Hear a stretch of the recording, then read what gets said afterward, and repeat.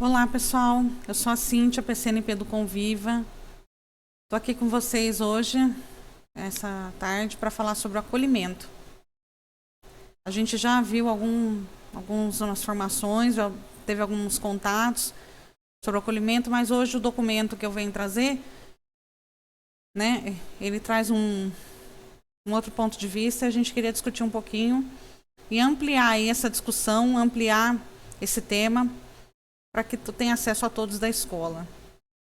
Eu vou começar contando uma história de sensibilização. Essa história foi escrita por Luciane Toglietta. E ela fala aí sobre a pata de elefante. Luciane Toglietta, ela é pesquisadora do grupo GPEM, no grupo GPEM, professora doutora, e ela faz um trabalho bem interessante no Conviva sobre o clima escolar, pesquisa sobre o clima escolar, foi coordenado por ela. E para sensibilizar, vou começar com essa história hoje para vocês. Era uma vez um rato. O rato tinha um problema, uma dor no peito que não passava de nenhum jeito. O rato pensou: vou procurar um doutor. O primeiro que ele consultou foi o Dr. Leão, especialista em pulmão. Rato, meu caro rato, seu pulmão está tão limpo, tão bem, feito bumbum de neném. O rato ouviu e pensou, mas a dor no peito ainda não passou. Foi a vez de procurar então pelo grande urso, especialista em coração. Rato, meu caro rato, seu coração bate mais forte que bateria de grande porte. Assim, procurou pelo canguru, doutor, especialista em qualquer dor. Rato, meu caro rato, os exames não dizem nada. Essa dor é uma piada. O rato ouviu e pensou, mas a dor no peito ainda não passou. Procurou então a sábia coruja, curandeira oficial daquele horto florestal. Rato, meu caro rato, você sofre de um mal gigante. Síndrome da pata de elefante. Pata de elefante? O que isso quer dizer? Foi perguntar para outro rato, amigo de fino trato. Rato, meu caro rato, pata de elefante é quando uma tristeza gigante, uma angústia, preocupação ou até medos de montão invadem o peito da gente. Não há remédio que cure, e se não há como curar, o único jeito, meu amigo, é seu peso a gente compartilhar. Vamos aí à proposta de acolhimento 2021. Falar com vocês um pouquinho, que tem falado muito sobre, muito tem se falado, tem sido a pauta aí dessa volta às aulas, o acolhimento.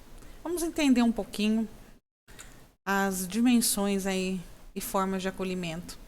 A escuta empática é uma forma de acolher, aquele escutar sem julgar, aquele escutar se colocando no lugar do outro, não simplesmente escutar como forma de vai passar, ou olhando para o celular, a pessoa está conversando, você está olhando no celular, né, vendo suas... Escutar ouvindo, olhando olho no olho, dizendo, poxa vida, eu entendo, eu não queria estar no seu lugar, né? Ou, poxa, é difícil mesmo, realmente. Validar o sentimento. Isso também é apoiar. A pessoa, quando ela se sente acolhida, ela encontra ali um ponto de apoio. Com aquela pessoa eu consigo contar. Com aquela pessoa eu consigo me desabafar. Com aquela lá, não. E tudo isso também envolve o cuidado. Um olhar atento. Um olhar atento, um olhar observador. Não no sentido de reparar, mas no sentido de ver que aquela pessoa está com aquela dor e ouvir, sentar, escutar, perguntar, indagar, né? Você tá bem? Quer conversar? Essas são as formas de acolhimento que nem sempre implicam em materiais práticos, em dinâmicas, em atividades, né, mais conteúdos. Não, é esse estar disponível, estar presente, estar saber que ali é o aluno ou o professor encontra um ponto de apoio na escola, né? Saber dar o ouvido. Então, a gente coloquei assim como uma engrenagem, porque elas vão se entrelaçando. A escuta, o apoio, o cuidado. O cuidado gera apoio. A escuta gera apoio, né? E isso é importante, faz a diferença. Faz a diferença principalmente agora, nesse contexto que nós estamos vivendo da pandemia. Ao longo de 2020, houve aí situações problemáticas, desafiadoras, perdas, né, que deixaram as pessoas mais fragilizadas. Então, acolher, levando em conta essa situação, esse contexto que nós estamos inseridos, faz ainda essa prática se tornar mais importante, mais relevante. Faz essa prática se tornar urgente e contínua no cotidiano. Contínua por quê? Porque é um processo. Contínua porque leva um tempo, né? Contínua porque hoje você conversou, hoje a pessoa falou, mas o problema dela amanhã não vai ser resolvido. Às vezes as coisas não se resolvem de um dia para a noite. Então, contínua porque sempre pensar em acolher esse aluno ou esse professor nessa unidade escolar, na escola, visa esse cuidar, é cuidar do outro. Essa mudança de concepção no acolhimento, ela deve existir. O acolhimento também é se preocupar, é olhar para o acadêmico.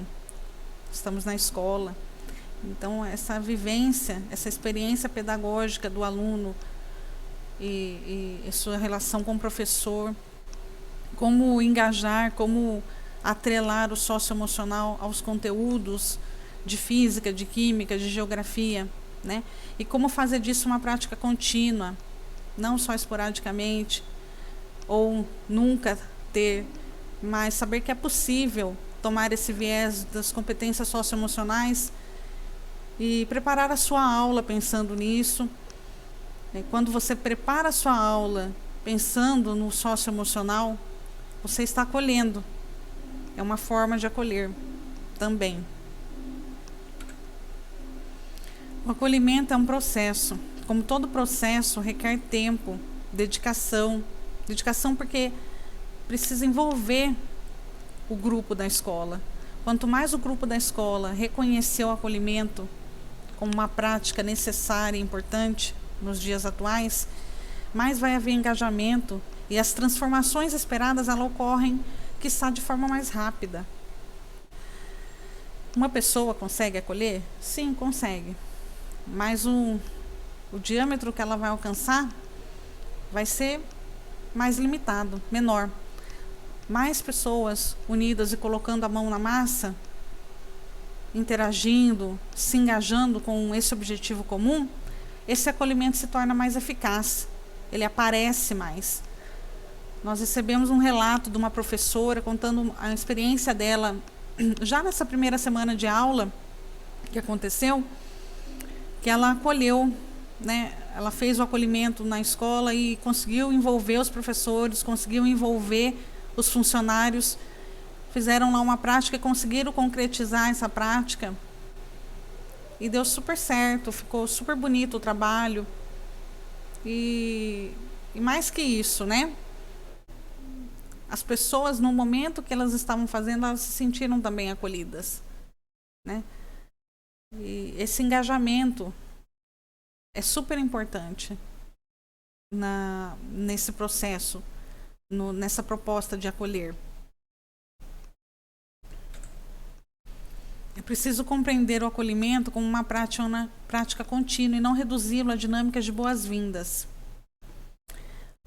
Ou seja, a dinâmica de boas-vindas ela ocorre naquele, vamos voltar à aula, primeiro dia de aula, como foi suas férias e etc e tal. E vamos fazer um quebra-gelo, vamos nos conhecer, deixa eu me apresentar, você se apresenta, né?